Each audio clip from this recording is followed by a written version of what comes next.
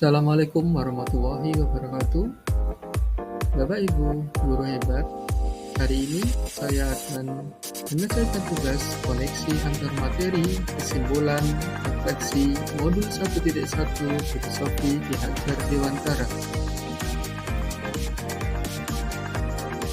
Perkenalkan, nama saya Toto Kurniawan dari SMP Negeri 26 Surabaya, CGP Angkatan 11 kelas 348D, yang hari ini akan menyelesaikan tugas koneksi antar materi, kesimpulan refleksi modul 1.1. Bapak Ibu guru hebat, kesimpulan dan refleksi pemikiran Ki Hajar Dewantara. Pengajaran adalah bagian dari pendidikan. Menurut KHD, pengajaran adalah proses pendidikan dalam memberi ilmu untuk kecakapan hidup anak secara lahir dan batin. Sedangkan pendidikan pada hakikatnya adalah menuntun atau memberi tuntunan terhadap segala kekuatan kodrat untuk keselamatan dan kebahagiaan yang setinggi-tingginya, baik sebagai manusia maupun sebagai anggota masyarakat. Selanjutnya, dasar pendidikan anak berhubungan dengan kodrat alam dan kodrat zaman. Kodrat zaman artinya pendidikan menekankan pada kemampuan anak untuk memiliki keterampilan abad 21. Sedangkan kodrat alam yaitu menekankan pada konteks lokal, sosial, budaya, tempat tinggal murid, dan potensi bakat murid. Refleksi dari pengetahuan dan pengalaman baru. Ada 3 pertanyaan pemantik, di mana pertanyaan pemantik dalam membuat kesimpulan dan refleksi terhadap pemikiran-pemikiran Ki Hajar Dewantara. Yang pertama, apa yang Anda percaya tentang murid dan pembelajaran di kelas sebelum Anda mempelajari modul 1.1? Yang kedua, apa yang berubah dari pemikiran atau perilaku Anda setelah mempelajari modul ini? Yang ketiga, apa yang dapat segera Anda terapkan lebih baik agar kelas Anda mencerminkan pemikiran KHD?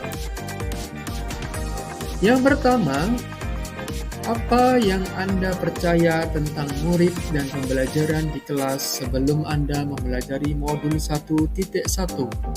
Perlu diketahui, sebelum mempelajari modul 1.1, saya percaya bahwa murid adalah seseorang yang dapat mengikuti instruksi pembelajaran sesuai kurikulum yang berjalan, dan pembelajaran berpusat pada guru atau teacher center yang nantinya akan membuat murid berkembang sesuai perkembangannya.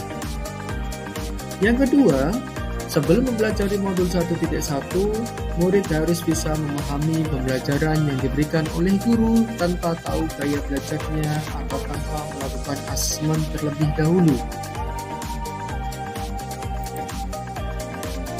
Pertanyaan yang kedua, apa yang berubah dari pemikiran atau perilaku Anda setelah mempelajari modul 1.1?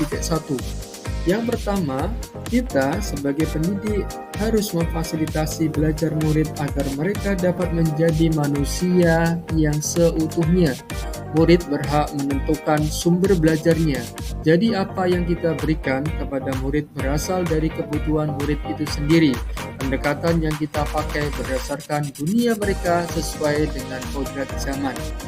Yang kedua, bahwa murid seharusnya sebagai subjek pembelajaran, merekalah pemegang kendali pembelajaran. Guru menghamba kepada murid, yang artinya guru memenuhi semua kebutuhan murid tanpa melihat latar belakang, menempatkan kebutuhan, minat, dan kesejahteraan murid sebagai prioritas utama. Selanjutnya, penilaian kepada murid tidak hanya dilihat dari aspek pengetahuan saja, namun juga harus dilihat dari sikap dan keterampilannya. Ketiga aspek penilaian ini menjadi satu kesatuan yang tidak dapat dipisahkan. Selanjutnya, saya sadar bahwa dalam pembelajaran yang terpenting itu bukan penyelesaian kurikulum dan ketuntasan belajar saja, namun yang terpenting bagaimana anak dapat mengembangkan minatnya sesuai dengan kodrat alam dan perkembangan zaman. Pertanyaan ketiga, apa yang dapat segera Anda terapkan lebih baik agar kelas Anda mencerminkan pemikiran KHD? Bapak Ibu guru yang hebat, yang pertama, saya akan membuat kesepakatan kelas bersama siswa tentang proses pembelajaran atau proses pemberian layanan bimbingan dan konseling. Yang kedua, mengenali karakteristik dan kebutuhan siswa dalam belajar dengan menjalin komunikasi yang baik.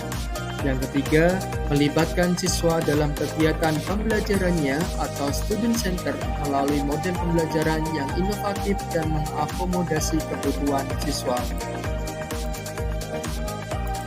Contoh keyakinan kelas di 7B, di mana Bapak Ibu guru bersama siswa di kelas 7B membuat keyakinan kelas. Yang pertama, siswa harus hadir di kelas tepat waktunya. Tiket kelas dilakukan sesuai jadwal. Wajib memakai seragam sesuai ketentuan pakaian seragam di sekolah. Berperilaku sopan santun dan saling menghargai satu sama lain. Dilarang menyalakan handphone di dalam kelas ketika pembelajaran. Belajar dengan sungguh-sungguh dari semester 1 sampai 6. Menjaga kekompakan kelas dan saling menghargai dan berprestasi. Itulah kesepakatan kelas yang ada di kelas 7B. Selanjutnya, yaitu contoh student center atau pembelajaran yang berpusat pada siswa. Sebagai konselor atau guru BK, maka filosofi KHD juga bisa diterapkan untuk layanan bimbingan dan konseling. Yang pertama, BK sebagai sahabat siswa. Sahabat siswa itu slogan yang selalu kami tanamkan kepada siswa. Dengan mewujudkan mereka sebagai sahabat BK, saya dapat menerapkan filosofi KHD yaitu ing ngarsa sumtulodo, ing madya manguntarsa tuturi handayani. Guru BK akan menjadi contoh yang baik bagi guru dan sahabat siswa. Yang kedua, layanan BK yang menyenangkan. Menjadikan unsur-unsur kebudayaan yang ada di kota Surabaya, salah satu melalui seni dan budaya seperti ludruk, reog, dan tari-tarian tradisional. Kegiatan seni dan budaya ini dapat dimanfaatkan dalam layanan BK untuk membantu murid mengekspresikan diri, mengelola emosi, dan meningkatkan kreativitas. Yang ketiga, menerapkan layanan BK berbasis digital. Sesuai filosofi KHD, di mana pendidikan harus menyesuaikan kodrat alam dan zaman, maka saya membuat layanan BK dengan digitalisasi, contohnya dengan layanan pembelajaran menggunakan Canva, menggunakan konten motivasi, menggunakan Padlet, menggunakan Google Sheet, menggunakan Kahoot, menggunakan Quizzes, di mana agar penerapan layanan BK berbasis digital bisa menyenangkan dan bisa membuat siswa lebih tertarik terhadap layanan yang kami berikan. Terima kasih Bapak Guru hebat. Demikian yang bisa saya sampaikan di materi ini. Terima kasih. Salam guru penggerak. Sedikit pantun dari saya. Iwak sepat iwak kali, dipangan karo sambelan. Mari dadi guru ingkang berfilosofi untuk memajukan pendidikan. Terima kasih. Assalamualaikum warahmatullahi wabarakatuh. Salam guru penggerak.